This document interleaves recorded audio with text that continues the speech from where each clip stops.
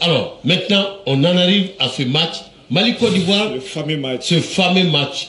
Mali-Côte d'Ivoire, quart de finale de la CAN Côte d'Ivoire 2023.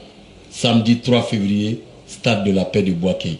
Un cauchemar pour Eric Sekouchel, qui a pleuré comme un bébé. Ah oui, je vous ai vu pleurer. Bon, c'est vrai que j'ai pleuré. Oui. Et c'est vrai que je pleure encore. Alors, on refait le match rapidement. Non, mais déjà avant de refaire le match, c'est un match que j'ai revu 30 fois. Oh. Voilà, je me lève encore à 3 h du matin et j'ai besoin de revoir le match avant de me rendormir. Donc c'est un match où, comme je l'ai dit lors du symposium, où c'est un match où tout se passait bien, où on était en maîtrise totale du jeu. Et comme depuis un moment, les équipes, quand elles jouent contre nous, si elles veulent jouer au ballon sur un plan de la possession et sur le plan de la qualité technique, elles n'existent pas. Voilà, elles ne sont pas capables de rivaliser avec nous. Voilà. Je parle pour l'instant en Afrique parce qu'on n'a pas joué contre des...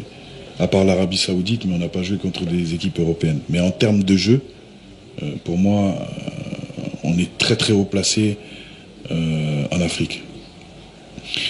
Donc ça se passe très bien et il y a un changement avec l'entrée de Haller. Donc et là, Haller de la Côte d'Ivoire. Sébastien Haller. Voilà. Ils ont un jeu plus direct.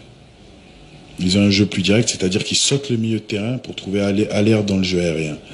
Et si vous regardez le match, vous allez voir que Haller, au lieu de nous prendre 2 joueurs, il fait reculer le bloc très bas.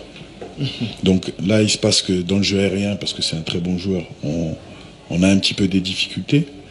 Et comme on est bas, on est sujet à des fautes, on fait des fautes. Et c'est vrai que sur les coups de pied arrêtés, on est en difficulté.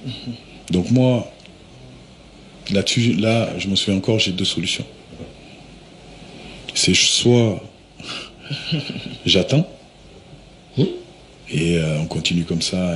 Et tu mènes 1-0. Hein? Et je mène 1-0. Ok. Voilà, c'est soit j'attends, j'attends de voir ce qui va se passer, ou soit je décide d'être acteur. Et être acteur, c'est essayer de trouver quelque chose pour contrer ça. Voilà. Donc, il y a 2 manières de le contrer. C'est soit je fais rentrer un attaquant et on essaie de remonter le bloc et de faire un pressing, ou soit je fais rentrer un défenseur en espérant qu'on soit plus solide et être meilleur au deuxième ballon. Donc il se passe que certains joueurs sont fatigués, parce qu'il c'est pas quand même des robots. Hein. Voilà, donc certains joueurs sont fatigués, donc je suis un peu tributaire aussi de ça. Mais tout ça pour dire que la suite, tu la connais, c'est que je fais rentrer un défenseur et qu'on perd le match. Et que, comme je l'ai dit au symposium, c'est ma responsabilité. Voilà, c'est pas un joueur qui fait l'erreur, c'est moi, le choix que je fais, il est pas bon. Parce qu'il y a ce résultat. Maintenant, si contre le Burkina, j'ai fait ce choix et on est passé, ça s'est bien passé. Maintenant, encore une fois, c'est le football. Pep Guardiola contre le Real Madrid avec Man City, pareil, dans les arrêts de jeu, il mène 1-0, il fait rentrer un défenseur, fait sortir 2 attaquants, il fait rentrer 2 défenseurs. Il est égalisé dans le temps additionnel et il perd le match. Alors attention, je dis pas que je suis Pep Guardiola, loin de là, très très loin. J'ai des qualités, j'ai des défauts. En ce moment, j'en ai beaucoup. Voilà, mais j'en ai beaucoup parce que j'ai encore cette douleur.